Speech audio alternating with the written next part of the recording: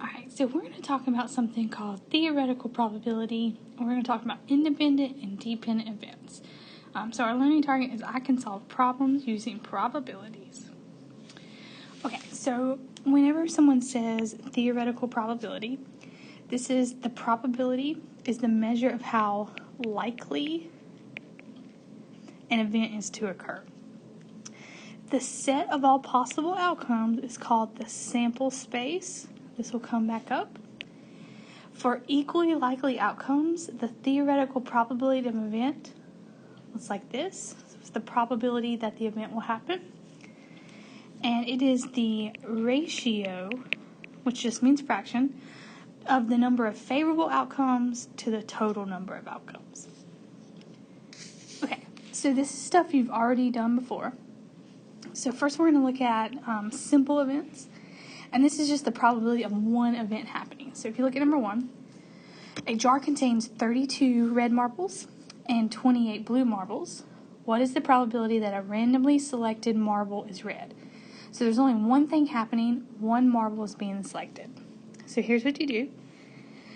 On the bottom is going to be the number of outcomes. So there are 32 red marbles and 28 blue marbles. If I add those together, I get 60. And then on top is what I want to happen. So I want to know how many are red, and there are 32. So you can simplify that fraction, and that'll be 8 over 15. So that's the answer I'm likely to see in a multiple choice question, or the answer choices.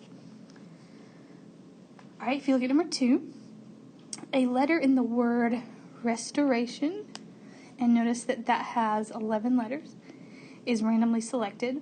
What is the probability of selecting a vowel? So you got to know that vowels are A, E, I, O, and U.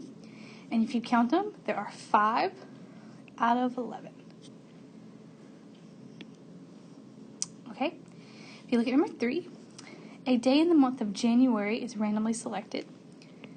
Okay, so you should know that there are 31 days in January. What is the probability of selecting a prime number? So prime numbers are numbers that only have factors 1 in itself. The first prime number is 2. 3 is a prime number. 4 is not. 5, 6 is not. 7, 8 is not. 9 is not. 10 is not. 11, 13, 14, 15, 17, 19, 23, 25, 26, 27, 28, 29, and 31. So there are 11 out of 31 that are prime numbers. Okay, number 4 is where it starts to get a little tricky. So 2 dice are rolled. What is the probability that the sum of the 2 dice on the next roll is at least 9? So I'm going to display a sample space for rolling 2 dice. Okay, so what I have is the sample space, and these are all the possibilities and when you roll 2 die. So if you'll count them all up, there's actually 36 possibilities in total, and we want the probability that the sum is at least 9. Okay, so here is the sum of 9, here, here, here, here, here, here, here, here, here. Sorry. So remember, at least means 9 or anything bigger than 9, so that's why I counted up all of these. So there's actually 10 possibilities out of 36, and when I reduce that, I get 5 over 18. Okay, so we're going to do number 5, and if you've never played cards before, this may be a little difficult. So what is the probability of drawing a heart or a club from a standard deck of cards? So every deck of cards has 52 cards in it, and there are suits. Suits are hearts, clubs, spades, or diamonds, and then there are 13 different cards in the same suit. So there are 13 hearts in a deck of cards, and there are 13 clubs. That looks horrible, but you get the picture. So if I add that together, 26. And if I reduce 26 out of 52, I get 1/2. Alright, so I want you to see if you can do the next one. I want you to pause the video, think about it, see if you can come up with it. 1, 2, 3. Okay, so there are 8 books. They're lettered A through H. If you do that, let me erase what I was drawing here. That doesn't help anybody. So there are 8. This is a combination because order doesn't matter, and we're going to choose 2. So when I do that, I get 28. So there was only going to be 1 out of 28.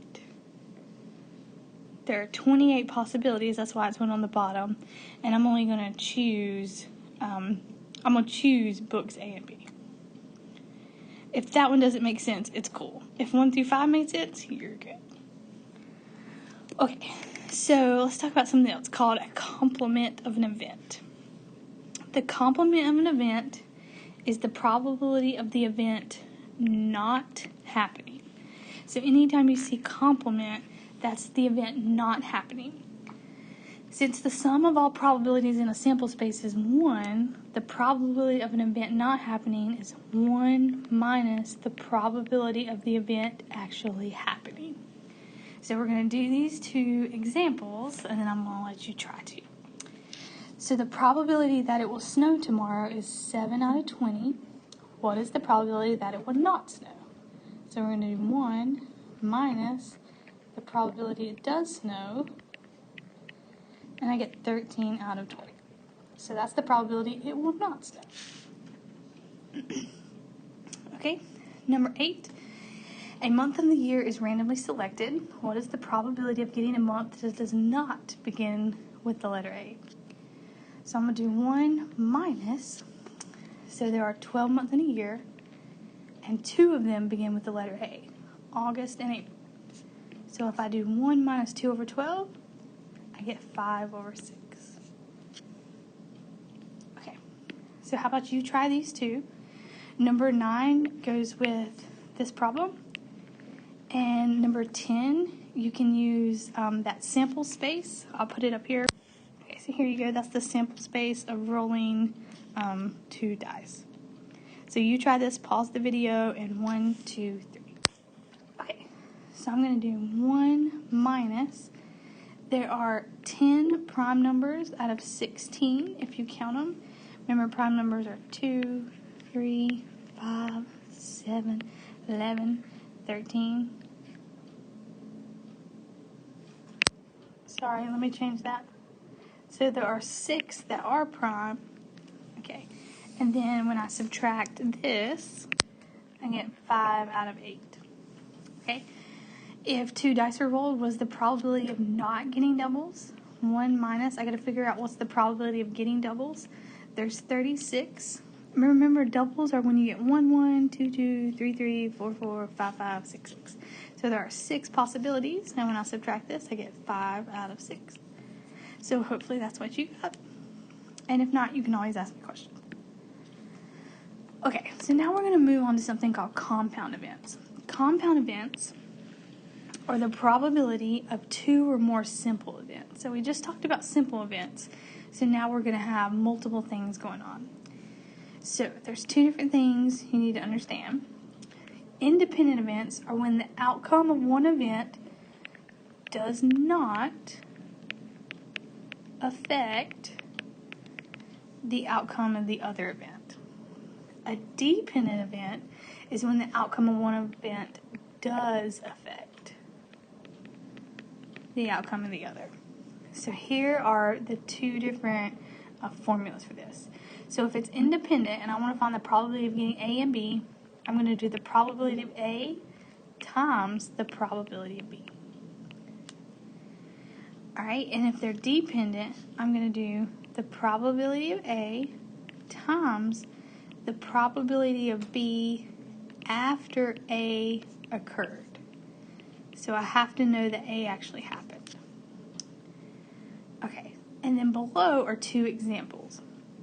So these are going to be 2 examples of independent events. So I'm going to be using this one. Alright, so think about it. A die is rolled 3 times. What's the probability of getting 1s on each roll? So if I roll a 1 the first time, it has no effect on whether I'm going to roll a 1 the next time. So it's a 6-sided die. and there's only one way to get a 1. And then I roll it again, 1 out of 6, and then I roll it again, 1 out of 6. If I multiply that all together, I get 1 out of 216. So it's independent because rolling a 1 doesn't affect rolling a 1 again. And then I'm multiplying because that's what the formula says to do. Okay, so think about this. Number 12. A coin is tossed, then a day of the week is selected. Those two things have nothing to do with each other. So they're going to be independent. So what is the probability of getting tails? So that's 1 out of 2 times the probability of a day starting with the letter T. There are 7 days in the week, and only one of them starts with a T. Oh, sorry. Let me count that again. 2, Tuesday and Thursday. My bad. Embarrassing. And then if I multiply that together, I get 1 out of 7. Okay, so those are 2 independent events. All right. These are also going to be independent because it says a crayon is selected, replaced, then another is selected. So each time you pull out a crayon, you put it back in, so they're going to be independent of each other. All right, so probability that you pull out a purple, there are 14 purples out of 32, and then you pull out a yellow, there are 6 out of 32, and if I multiply those together, I get 21 out of 256. All right, number 14 says probability of a green, there are 4 greens out of 32, and then you pull out a red, there are, let's see, if I work backwards, 8 reds, and then I'm going to multiply those together, and I get 1 out of 32. Alright, then the probability of 2 purples, 14 out of 32 times 14 out of 32, get 49 out of 256. And then the probability of 2 yellows, 6 out of 32 times 6 out of 32. Alright, so obviously independent events are a lot easier to do. So now let's change it. So these are going to be dependent events. They are dependent because you're going to assume once a crayon is selected, it is not replaced. So it changes things sometimes. Here's what I'm saying. Alright, so the probability you pull out a yellow, remember, these are the same ones from the first page. Here, I'm going to pause the video and write these. Okay, so that should help. Alright, so there are 6 yellows out of 32. Okay, then you're going to pull out a red. So you had 32 crayons, but remember you took one out and didn't replace it, so now there are only 31 crayons. And out of those 31 crayons, 8 of them have a possibility of being red. So that's what makes these different, and that's why they're dependent. Okay, if you think about number 18, there are 14 out of 32 purple, and then you do a green, but remember you don't have 32 anymore, you only have 31, because one of them you took out was purple. And now there are 4 greens, and if I multiply that together, I get 7 out of 124. Alright, the last 2 people really had trouble with, so think about it. Okay, the probability of drawing a red is 8 out of 32. Okay, you know that you took out 1 red crayon, so there's only 31 left in the bag. You had 8 crayons, but you took one away, so now there's only 7. So when you multiply that, you get 7 out of 124. So I want you to try the 2 green ones. Using the example from number 19, pause the video and see what you can do in 1, 2, 3. Okay, so there were 4 out of 32 green. You took one away, so there's only 31. But you took one away of the green ones, so there's only 3 green ones left. So then when you multiply them, you get 3 out of 248. Alright, so now we're going to do these 2. I think these are the hardest ones. Alright, and they are dependent events.